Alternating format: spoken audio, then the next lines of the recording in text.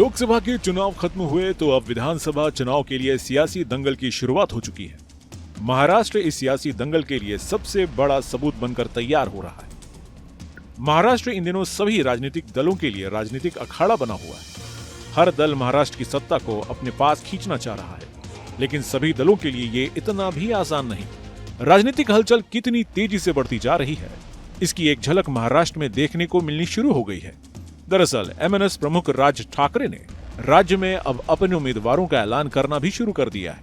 जी हां, मुंबई की शिवड़ी विधानसभा से बाला नांदगावकर और पंढरपुर से दिलीप धोत्रे को पार्टी ने उतार दिया है। राज ठाकरे पहले ही ऐलान कर चुके हैं कि वो राज्य में अकेले चुनाव लड़ने जा रहे हैं।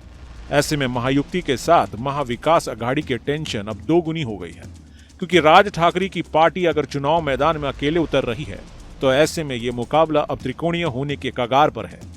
जहां एक तरफ महाविकास अघाड़ी चुनावी मैदान में होगा तो दूसरी तरफ बीजेपी के सहयोगी दल यानी महायुति मैदान में होंगे। लेकिन इन सब के अलावा अब चुनावी मैदान में एमएनएस ने भी एंट्री मार दी है। आपको बता दें कि लोकसभा चुनाव में राज ठाकरे ने एनडीए गठबंधन को समर्थन दिया था, जिसके बाद माना जा रहा था कि लोकसभा के बाद राज्य में होने वाले विधानसभा चुनाव में भी राज ठाकरे एनडीए को मजबूत करने का काम करेंगे।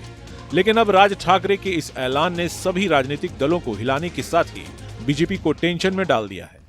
लोकसभा चुनाव के बाद से ही इंडिया गठबंधन अपनी मजबूती को आजमाने के लिए हर उस राज्य में दावेदारी ठोक रहा है जहां चुनाव है और जहां से विपक्षी गठबंधन को बीजेपी को उखाड़ फेंकने की उम्मीद जता रहा है। लोकसभा चुनाव से पहले महाराष्ट्र में भले ही बीजेपी अपनी कमर थपथपा रही थी, लेकिन लोकसभा चुनाव के बाद बीजेपी ही नहीं बल्कि पूरे एनडीए गठबंधन को अपनी कमर कसनी पड़ रही है। वजह है लोकसभा में विपक्षी गठबंधन का प्रदर्शन।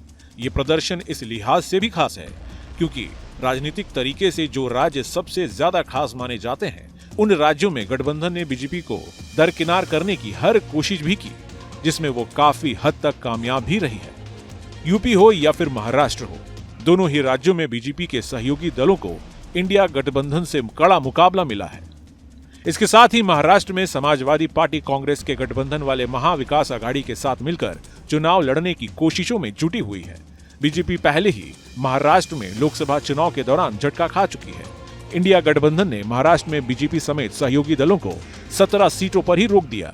वैसे तो महाराष्ट्र में आगामी विधानसभा चुनाव सभी दलों के लिए नाक का सवाल इसलिए भी बना हुआ है क्योंकि बीते कुछ महीनों पहले ही महाराष्ट्र में हुए सियासी उथल पुथल की कहानी देश ने देखी।